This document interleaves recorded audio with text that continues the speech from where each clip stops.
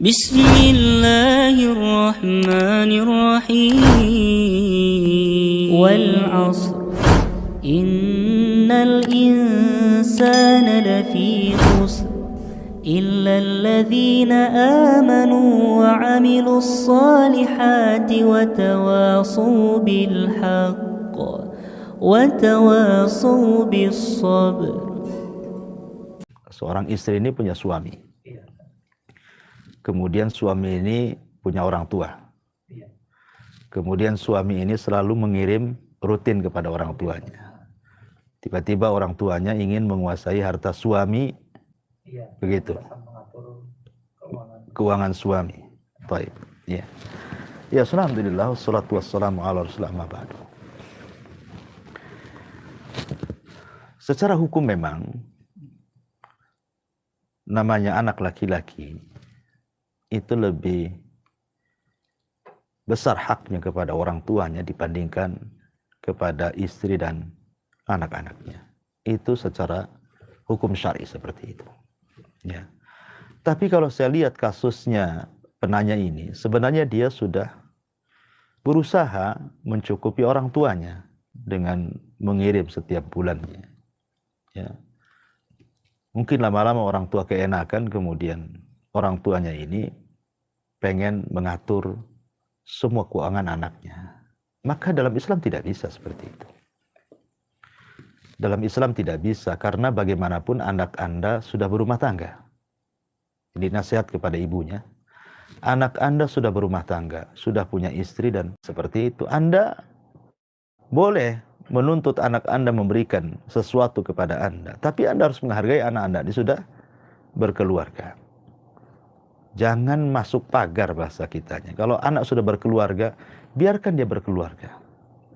Kita hanya menuntut masuknya kita kepada anak itu hanya sebatas masalah nasihat.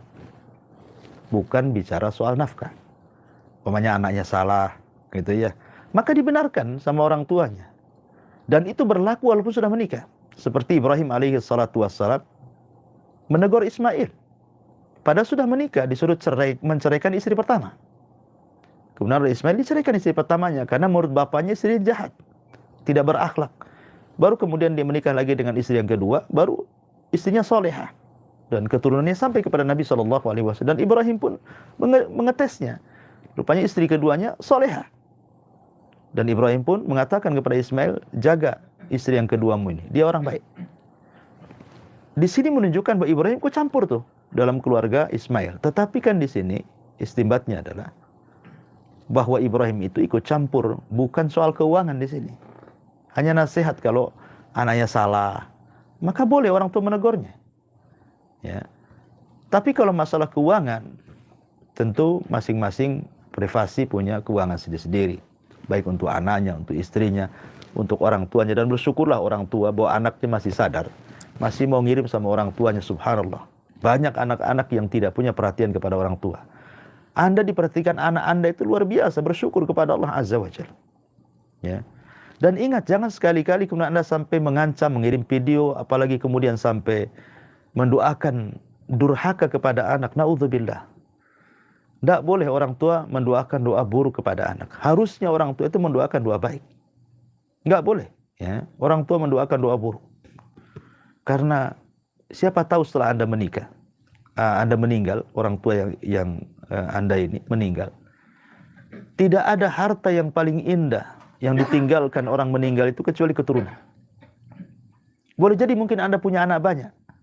Tapi anak yang selama ini mengirim uang kepada Anda, justru dia pula yang doanya mustajab. Anda selamat pula di kuburan sampai ke akhirat sana. Karena Anda tidak tahu yang mana satu doa yang mustajab dari sekian anak kita itu.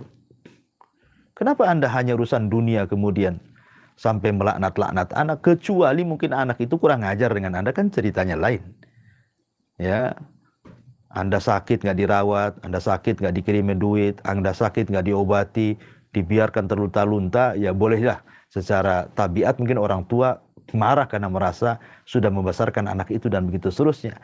Karena dalam Islam itu kalau orang tua diberikan anak, niat supaya kita besarkan agar dia membalas kebaikannya sudah salah. Jadi kalau kita ini orang tua, punya anak, Kemudian dalam hati kita ini, alhamdulillah saya punya anak, saya akan besarkan anak ini. Nanti kalau saya besar, anak ini sudah besar, saya sudah tua, nanti saya akan meminta tanggung jawab anak itu supaya gantian dia berbuat baik sama saya. Niat itu saja sudah disalahkan. Berarti Anda tidak ikhlas saat mendidiknya. Ya. Itu saja tidak dibolehkan para ulama.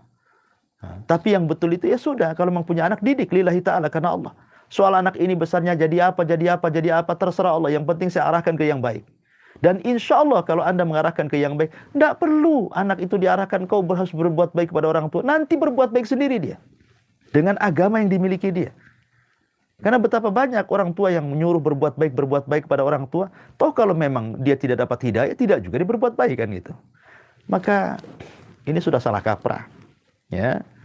Jadi saya nasihati, tolonglah sang ibu jangan susahkan anaknya. Dan anaknya juga tolong hargai orang tuanya. Wallahu a'lam. Alhamdulillahi Rabbil Alamin.